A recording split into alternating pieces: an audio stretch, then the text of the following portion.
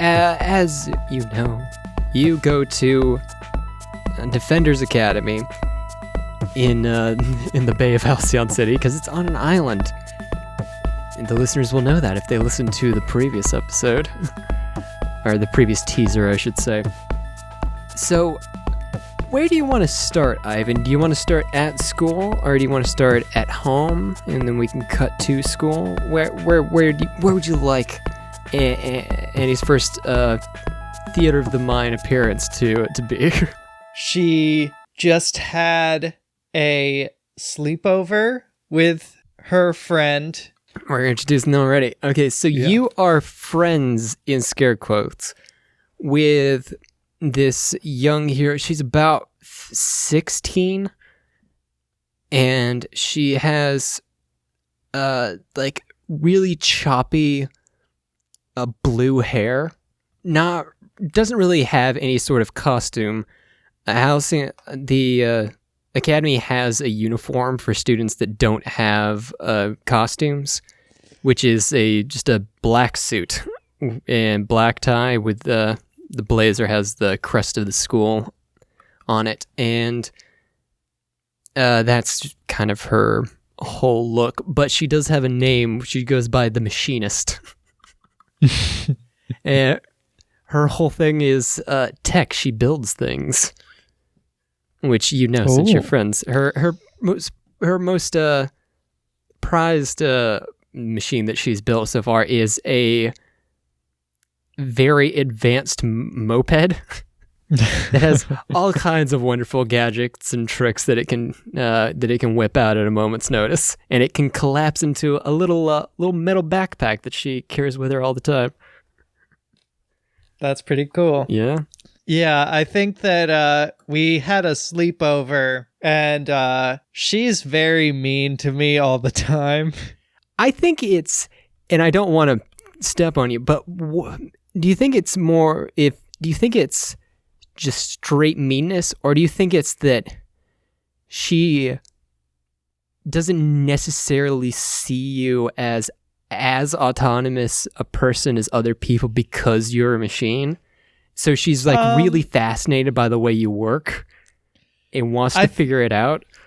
That might be a little bit of it, but I think also she sees that I'm sort of an insecure person because I'm a robot, so she doesn't have to put a lot of work in to keeping me around as a friend. I gotcha. So y'all are on the way in the hallways of the academy on your way first class, kind of a thing is what you're thinking? Yeah, and we sit down in class next to each other, and I think what happened was while we were at the sleepover, she kept trying to access panels and stuff, and then when we she loosened a panel that normally isn't supposed to open without key or something. In class, she just opens it up without me noticing. She just turns a bunch of dials, and then class starts, and the teacher starts talking. I just had an idea. Okay, what if it's not class? It's still at school. What if it's an assembly? Oh, okay. Yeah, that's pretty good. So you're all in the gym, all right?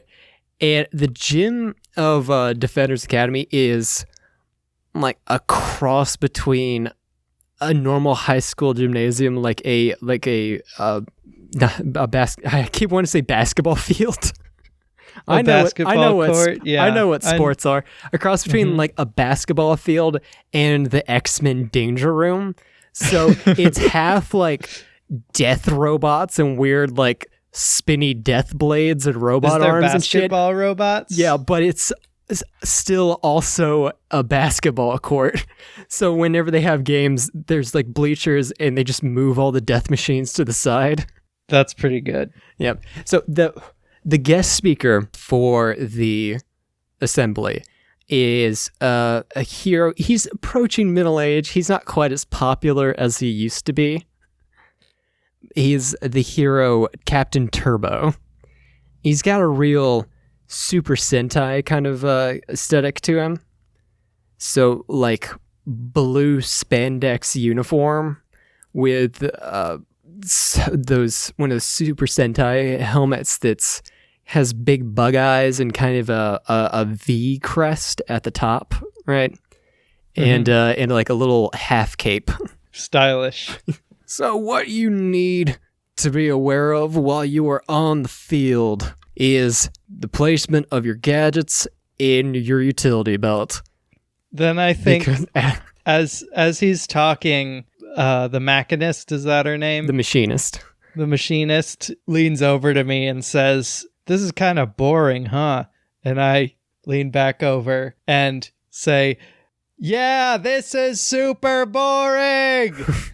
She turns some dials and my voice is constantly yelling. So I'm sorry, do you have something that you need to say, young miss? Oh sir? My god, what is going on? I must ask that you restrain yourself for the remainder of the assembly. What's going on? Can you please we can all hear you just fine. Oh, jeez. Can you please? It's booming. It's like louder than a person can easily yell. Yeah, I think all the students like within our race around you are all just cupping their ears. Yeah. The principal walks. I'm so sorry. Annie, can you please? I'm sorry. Please, I don't know what's going on. Annie, please, I need you to be quiet. Is there? Please, can you? If you don't stop this right now, I'm going to have to give you detention. I'm trying. I'm sorry. Please stop. And I think it probably goes on like that for 5 minutes or so. And yes, you are. It's not on purpose. You're ushered off to the principal's office some time later and are notified that you have received detention. But I had a perfect record. I've never been in detention before. You're still... This is inside the principal's office. Yeah. Listen, I understand that, dear, but you understand that there's certain decorum you have to have during school assemblies, right? I understand that, sir, and I'm very sorry. I'm not a sir, but thank you. But listen. Oh, I forgot who I was talking to. Yes, you're speaking to the principal, Miss Maverick. Oh, that's right. Listen, if you come to detention Saturday, spend the rest of the day till from 9 to 3, just quiet in the library. We won't have to worry about this again. It won't go on your permanent record. And we'll just forget this has ever happened. You've been an exemplary student so far. Yes, ma'am. Go to the what do they have in school? Metalworking? What is that class called? The shop? Okay, yeah, just go to see Mr. Or the computer lab. You either go to the shop or computer lab and see if you can get that straightened out. Yes, ma'am. I'm very sorry. I know, dear. I know. Just as a disclaimer to the audience, this character won't sound like this ever again. Jesus Christ. Normally, she talks at a regular volume. You're still yelling, and everyone meets up in the hallway. Or you two, at least, meet up in the hallway after assembly, right? And she just kind of walks over and flicks a little switch on your back panel and closes it. You should have seen everyone's faces around you. Oh my god, it was amazing. Wait, did you do that? She just shrugs. But I thought it was just a malfunction or something. You did that on purpose? I wanted to see what would happen. Well, that happened, and I have detention now. Yeah, that sucks for you. Yeah, it does. Well, I'll see you at lunch. Yeah, I guess so. Yeah, I'll see you later. And then Annie learned a very important lesson about friendship. Mm-hmm. No. The color of friendship. What? That doesn't exist in this universe. No, it exists. It's the biggest podcast around. Mm-hmm. Yeah, in this universe, the color of friendship is the most popular podcast. It's like a Gilmore Guys kind of a thing. Mm-hmm.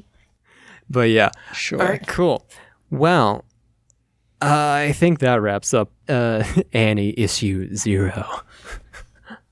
Yeah, that's the prequel. I hope that all of y'all will tune in for the start of campaign 2, which will be coming at you real soon. I think we will have one more teaser episode for Night Boy, and then we'll be starting campaign 2 officially. So that will be all kinds of fun. Yeah. Hope to see you. Well, I won't see you, but I hope that you tune in anyway. I'll know either way. Hope you fly in like night birds. Yep. Yes, I love all of you. Fly on, you beautiful night birds, and pick your friends carefully. Ear trumpet audio. You don't need it if everybody's yelling.